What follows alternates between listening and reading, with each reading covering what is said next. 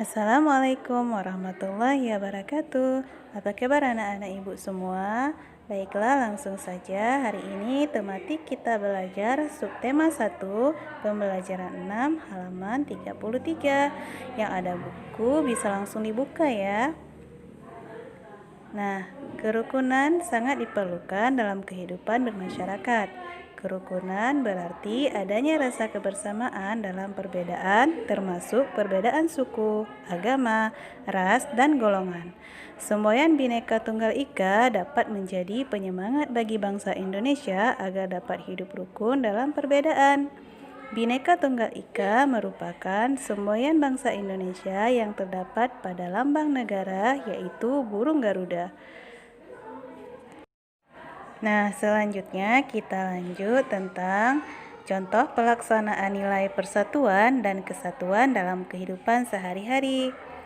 Nah, kamu telah mengetahui bahwa bangsa Indonesia terdiri atas berbagai suku, budaya, dan agama yang menimbulkan keragaman di masyarakat. Keragaman tersebut dapat dipelihara dengan cara menerapkan sikap hidup rukun dan saling menghargai. Pernahkah kamu mendengar pepatah yang berbunyi, "Bersatu kita teguh, bercerai kita runtuh"? Tahukah kamu makna pepatah kata tersebut? Ya, pasti tahu. Jika kita bersatu, maka kita akan kuat. Akan tetapi, jika kita tidak bersatu, maka kita akan lemah dan mudah dipecah belah. Oleh karena itu, kita harus mewujudkan sikap hidup rukun dalam keragaman agar tercipta persatuan dan kesatuan dalam masyarakat ya.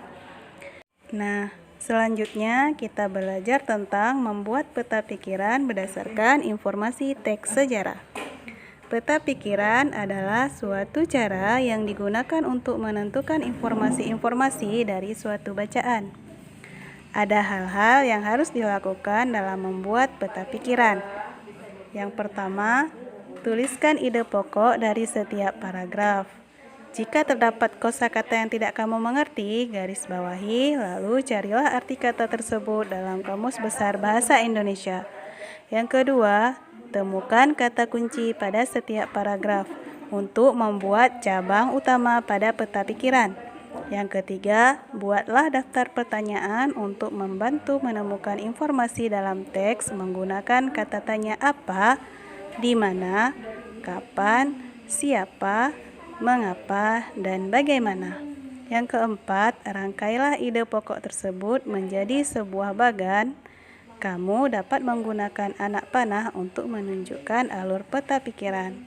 Yang kelima, catatlah informasi-informasi penting dari teks untuk melengkapi keterangan pada bagan peta pikiran.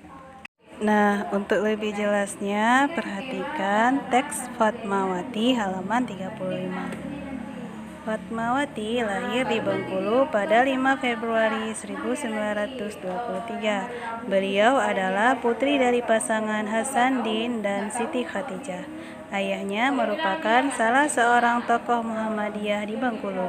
Sementara itu, ibunya merupakan keturunan Putih Indrapura, salah seorang keluarga raja dari Kesultanan Indrapura, Sumatera Barat. Pada 1 Juni 1943, Fatmawati menikah dengan Soekarno. Beliau sangat setia mendampingi tugas sebagai ibu negara.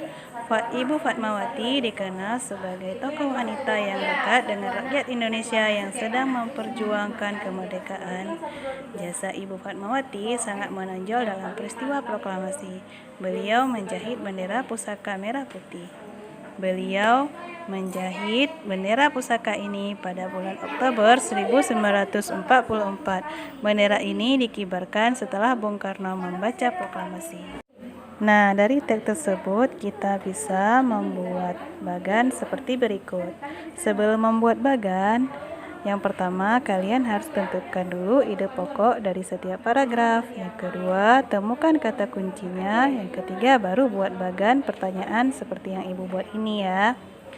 Nah, untuk teks Fatmawati, Ibu ambil pertanyaannya. Yang pertama, siapakah Fatmawati? Jawabannya adalah Fatmawati adalah putri dari pasangan Hasanuddin dan Siti Khadijah. Pertanyaan yang kedua, Di mana Fatmawati lahir? Jawabannya Fatmawati lahir di Bengkulu. Yang ketiga, pertanyaannya adalah apa jasa Fatmawati yang paling menonjol? Jawabannya adalah menjahit bendera merah putih. Yang keempat, pertanyaannya adalah kapan bendera merah putih dijahit? Jawabannya adalah di bulan Oktober 1944. Nah, begitulah anak-anak cara membuat peta pikiran berdasarkan informasi teks sejarah.